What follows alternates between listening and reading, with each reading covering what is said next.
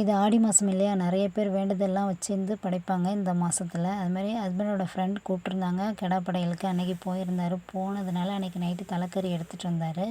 நைட்டே அவிச்சு எடுத்து வச்சுட்டேன். சரி காலையில் சமைச்சு பசங்களுக்கு கொடுத்து அனுப்புறதுக்கு கரெக்டாக இருக்கும் அப்படின்னு சொல்லிட்டு நல்லாவே எல்லாத்தையுமே வதக்கி விட்டு மசாலாலாம் போட்டு குக்கரில் அப்படியே தாளித்து வச்சுட்டேன், கிரேவி மாதிரி. இதுக்கு சைட் டிஷ் வந்து ஒரே ஒரு முட்டை மட்டும் அவிச்சு ஆளுக்கு ஒன்று வச்சாச்சு. இதுக்கே கறி குழம்புக்கு எதுக்கு சைட் டிஷ் அப்படின்னு கேட்டார். இருந்தாலும் எனக்கு மனசு கேட்காது, டெய்லியுமே ஏதாவது ஒரு சைட் டிஷ் வச்சுருவேன். காலையில் டிஃபனுக்கு வந்து தோசை வந்து பீட்ரூட் தோசை தான் ரெடி பண்ணியிருந்தேன். கொஞ்சம் கருவேப்பிலையும் சேர்த்து அரைச்சி. பீட்ரூட் வந்து பாப்பா சாப்பிட்ருவான், தம்பி சாப்பிட மாட்டான். அதனால் அவனுக்கு இந்த மாதிரி பண்ணி கொடுத்தா சாப்பிட்ருவான்னு சொல்லிட்டு இது மேலே வந்து லைட்டாக வந்து முளைக்கட்டின பாசிப்பருப்பை தூவி தோசையை ஊற்றியாச்சு. இது கூட சரியாக சாப்பிட மாட்டாங்க. அதனால தான் நிறைய நாள் வந்து அரைச்சி பச்சைப்பருப்பு தோசையாகவே ஊற்றி கொடுத்துருவேன்.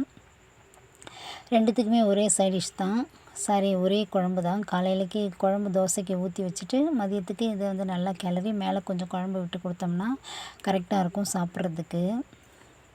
எப்படி தான் நம்ம பார்த்து பார்த்து சமைச்சு கொடுத்தாலும் ஒரு சில டைம் கப்புலேருந்து மீதி வரும்போது எனக்கு பார்க்கும்போது அவ்வளோ டென்ஷனாகவும் ரொம்ப வருத்தமாக இருக்கும். எவ்வளோ கஷ்டப்பட்டு சமைக்கிறேன், ஏன்டா அதை மீதி எடுத்துகிட்டு வருவேன், சாப்பிட முடியலனாலும் ஃப்ரெண்ட்ஸுக்கிட்ட ஷேர் பண்ண வேண்டியதானேன்னு சொல்லுவேன். கேட்கவே மாட்டான். பாப்பா வந்து அவ்வளோ சீக்கிரம் மிச்சம் வச்சு எடுத்துகிட்டு வர மாட்டா, ஷேர் பண்ணி சாப்பிட்ருவா. அவங்களாம் அமிச்சதுக்கப்புறம் தான் நான் டீடாக்ஸ் வாட்டர் எடுத்துக்கிட்டேன் அன்றைக்கி காலையில்.